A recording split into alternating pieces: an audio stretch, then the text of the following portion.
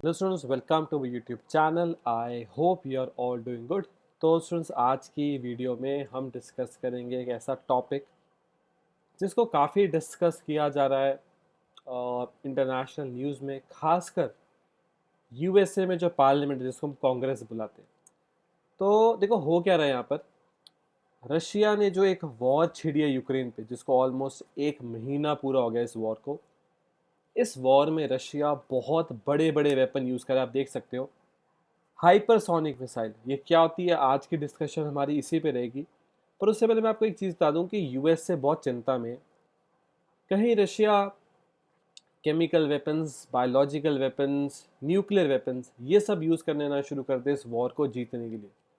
और यूएसए की जो पार्लियामेंट है, वहाँ पर आप कह सकते हो कि प्रेसिडेंट से ज़्यादा पावर उनकी पार्लियामेंट के पास है। ठीक है, उनकी पार्लियामेंट के जो बहुत सारे मेंबर्स हैं, उन लोगों ने ये बोलना शुरू कर दिया कि अगर अगर रशिया ने biological, chemical, nuclear weapons use किए इस वॉर में, फिर हमको रिटेलिएट करना पड़ेगा। ये रिटेलिएशन कोई सैंक्शंस नहीं होंगे, ये रिटेलिएशन होगी NATO, North Atlantic Treaty Organization को यहाँ पर वॉर में आना पड़ेगा। क्योंकि बहुत चांसेस है कि अगर आप एक न्यूक्लियर वेपन यूज़ करते हो, एक बायोलॉजिकल वेपन यूज़ करते हो, उसकी रेडिएशन यूक्रेन के बॉर्डर से बाहर निकल जाए, रोमेनिया में, पोलैंड में, इन सब कंट्रीज़ में भी जा सकते हैं नेटो मेंबर्स। ठीक है, समझते हैं। आज का टॉपिक है, रशिया ने दुनिया में पहली बार किसी वॉर में हाइपरसोनिक मिसाइल यूज़ की गई है। बहुत एक बड़ी चीज़ है, रशिया ने इसको यूज़ किया।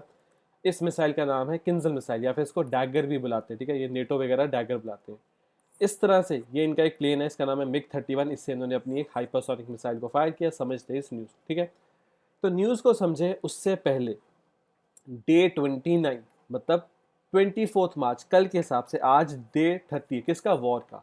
तो आज वाला तो डाटा भी नहीं है, कल वाला डाटा अगर हम देखें उसके हिसाब से ये जो यूक्रेन का मैप है, इस मैप में अभी कौन क्या कंट्रोल करता है। बहुत ही अच्छा मैप आपको दिखाने के लिए, अगर आप देखो जो पूरा रेड है, ये तो रशिया के कंट्रोल में आ चुका। तो ये एरिया यहाँ पर ये सारा नीचे, ये सब एरिया जो है ये रशिया अपने कंट्रोल में अब तक ले चुका है। ठीक है, उसके अलावा यहाँ पे क्या बताया, ये डोनबास है। डोनबास हमको पता है, इस तरफ डोनबास जिसमें डोनेट्स और लुहांस आता है।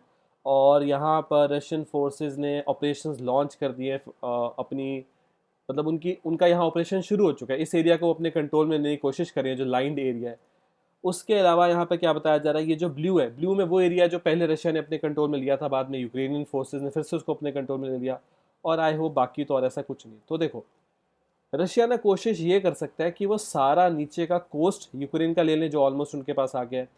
बड़े बड़े शहर खारकीव और कीव गिरा दे, और मे भी उसके बाद ये जो वेस्टर्न यूक्रेन है इसको छोड़ दे और इतने एरिया में कोशिश करे अपनी फोर्सेस को इस तरह से लेके जाए और ये एरिया सारा अपना कर ले। मे बी इसके बाद रशिया वॉर ख़त्म कर दे, क्योंकि उनका भी बहुत बुरा हाल है।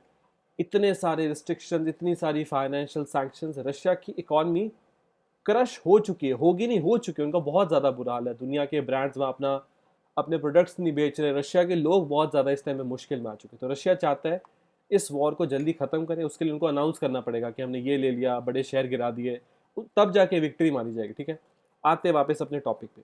तो रशिया ने, ये देख सकते हो, मिग-31 प्लेन यूज़ किया और एक हाइपरसोनिक मिसाइल को फायर किया यूक्रेन पे।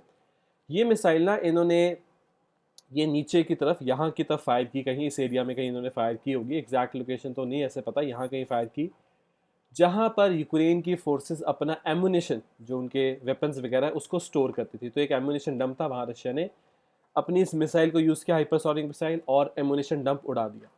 क्यों इस मिसाइल की हम इतनी बात करें, इसमें ऐसा क्या है जो दुनिया बहुत इसको लेकर डरी भी है और बहुत क्यूरियस भी है कि इतनी इंटरेस्टिंग मिसाइल है, समझते। ठीक है, तो न्यूज़ क्या है, Russia used a hypersonic missile for the first time in ongoing conflict with Ukraine, और दुनिया की पहली वॉर जिसमें इस तरह की मिसाइल यूज़ की गई।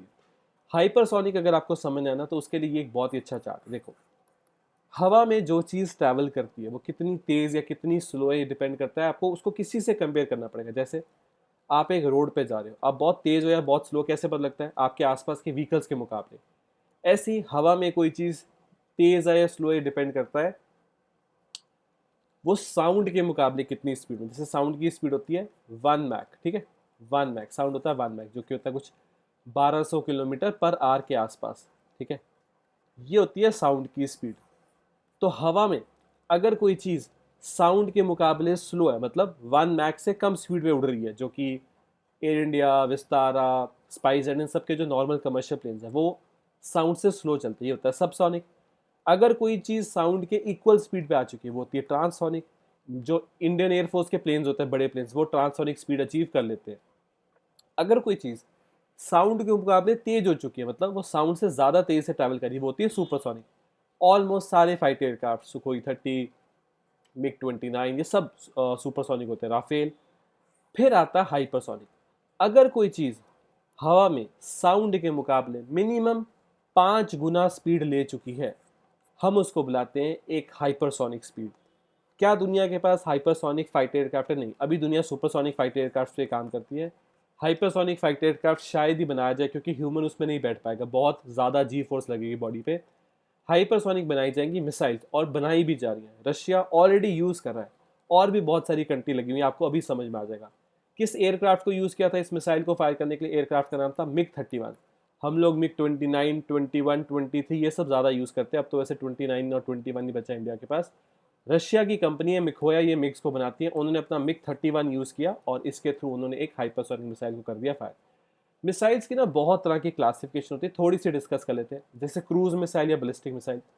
क्रूज मिसाइल ज़्यादा दूर नहीं जाती है, ब्रह्मोस क्रूज का एग्जाम्पल है। बैलिस्टिक का एग्जाम्पल है अग्नि 5। तो अग्नि बैलिस्टिक की रेंज ज़्यादा होती है, बैलिस्टिक बहुत ऊपर जाके फिर फायर करती है। क्रूज ज़मीन के थोड़ा नीचे रहती है ताकि रडार से बच सके। फिर surface to air to surface, air to air, ये किसकी क्लासिफिकेशन होती है। फिर मिसाइल की range, short range, medium range, long range, ये इसकी एक कैटेगरी होती है। प्रपल्शन सिस्टम, इंजन किस तरह का, ये भी एक क्लासिफिकेशन होती है मिसाइल की। और गाइडेंस सिस्टम, मिसाइल इतना रास्ता कैसे ढूंढती, ये इस बेसिस पे भी मिसाइल्स को क्लासीफाई किया जाता है, ठीक है। तो एक हाइपरसोनिक मिसाइल वो होती है एक ऐसा वेपन सिस्टम जो हवा के मुकाबले मिनिमम 5 गुना स्पीड ले ले, ठीक है। रशिया ने पता है क्या क्लेम किया है? जो उनकी ये किंजाल मिसाइल है, जिसको नेटो डैगर मिसाइल बोलता है, ये 10 गुना स्पीड लेती है साउंड के मुकाबले, 10x। सोचो इतनी तेज। अब आप सोचोगे मिसाइल की स्पीड बढ़ा के मिल क्या रहा है? बहुत ही एक अच्छी चीज़ मिल रही है, क्योंकि अगर आपने किसी कंट्री की तरफ अपनी मिसाइल लॉन्च करी, उस कंट्री के एयर डिफेंस सिस्टम्स ने पता लगा लिया कि आपने कुछ लॉन्च किया है, वहाँ से मिसाइलें लॉन्च होंगी। आपकी मिसाइल को हवा में गिराने के लिए एयर डिफेंस सिस्टम अपनी मिसाइल लॉन्च करेगा। जो मिसाइलें आपको रोकने के लिए आ रही हैं, उनकी स्पीड होगी 1 या 2 मैक की, आपकी स्पीड है 10 मैक की। आप अपना कोर्स बदलो और ये मिसाइलें आपको कभी पकड़ ही नहीं पड़ पाएंगी। तो ये एक ऐसा खेल हो जाएगा जिसमें भागने वाला बहुत तेज है, उसको पकड़ने वाले बहुत स्लो है, ठीक है।